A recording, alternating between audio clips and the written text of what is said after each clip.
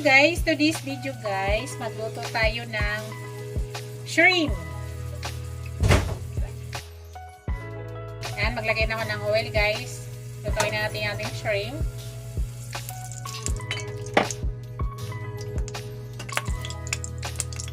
Yan, ilagay na natin yung ating shrimp. Nalinis ko na yan guys ha.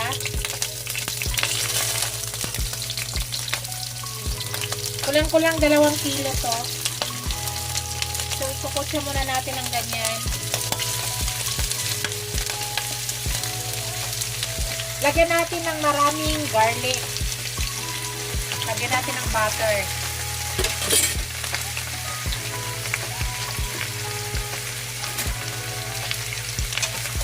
Ngayon guys, hindi ako maglagay ng spicy ha.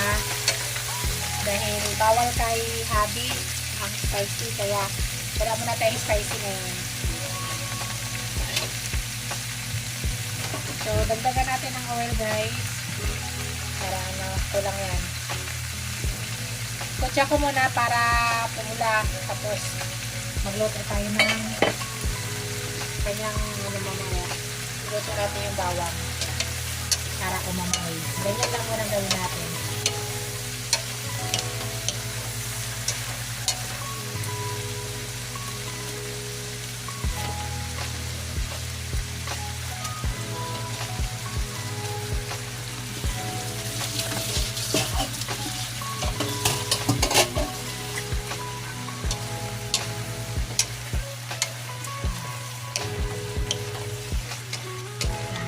Tayo maglagay ngayon ng maanghang.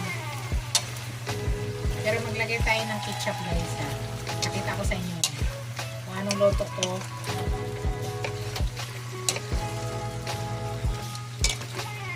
Basta nga kayo.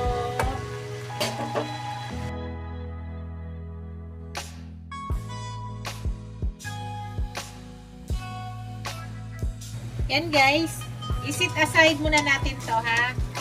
Tanggalin natin, tapos isit aside. Guys, yung katas dyan ha, huwag nyo itapon. Lalagay natin yan mamaya. So, isit aside muna natin yan. Yan. Sinpan guys.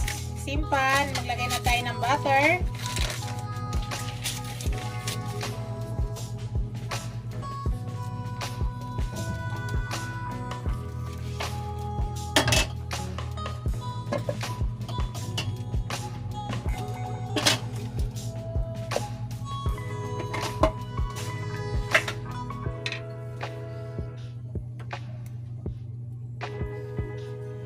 Tapos maraming bawang guys ha.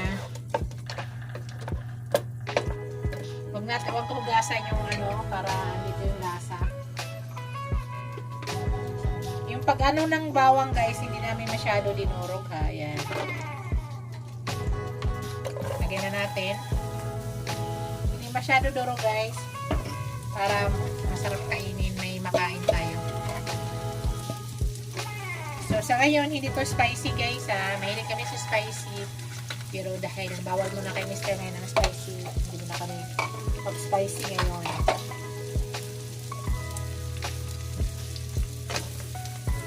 So, ipa-light brown natin yung bawang muna. Yung balat. Bago natin ilagay yung shrimp, sintayin muna natin.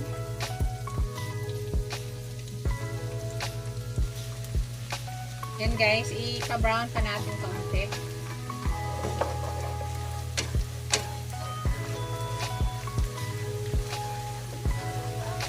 Para umamoy yung ating garlic.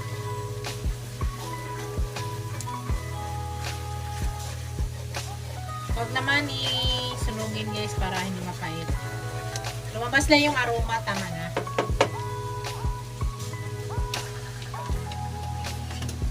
Okay na yan guys, ibalik na natin yung ating shrimp.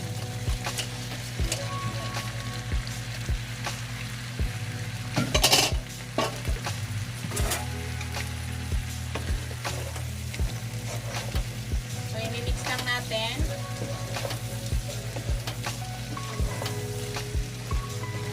Tapos yung kanyang sauce kanina guys, yung katas niya, ihalo natin mamaya. Pero kailangan mo na mag-absorb muna yung butter dito sa ating shrimp.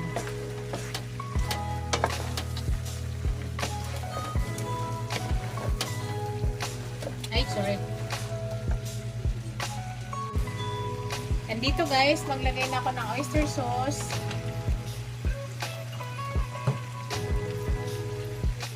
Lagay tayo ng oyster sauce.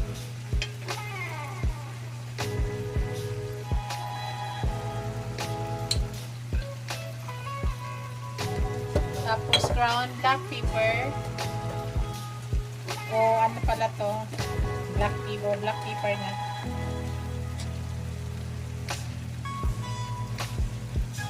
Ito lang tong spicy natin, guys. Hindi muna tayo maglagay ng ng spicy powder.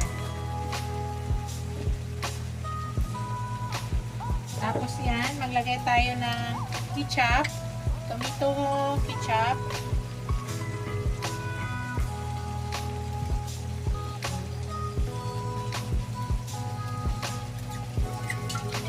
Tomato ketchup yan, guys, ha.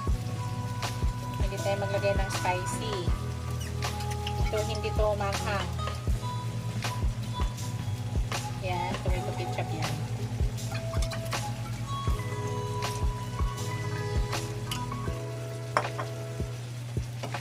So, mimix natin.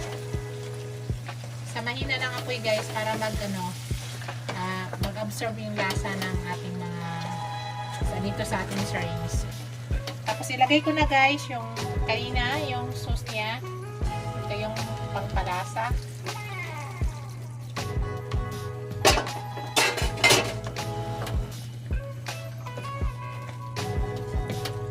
Mahina ang apoy, guys, para mag-absorb dito sa ating sardines.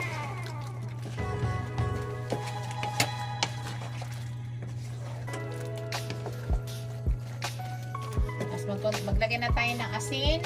Estimate lang muna yung asin, guys. Pwede mag-add pag kulang.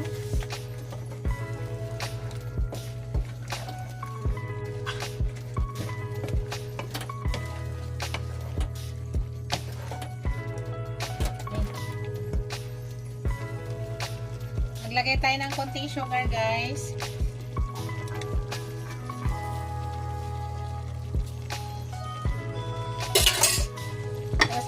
Maglagay tayo ng konting suka para mag-twist ng sa lasa.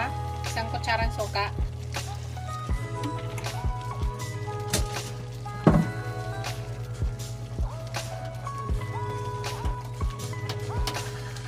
Hintayin lang natin mag-absorb yan, guys.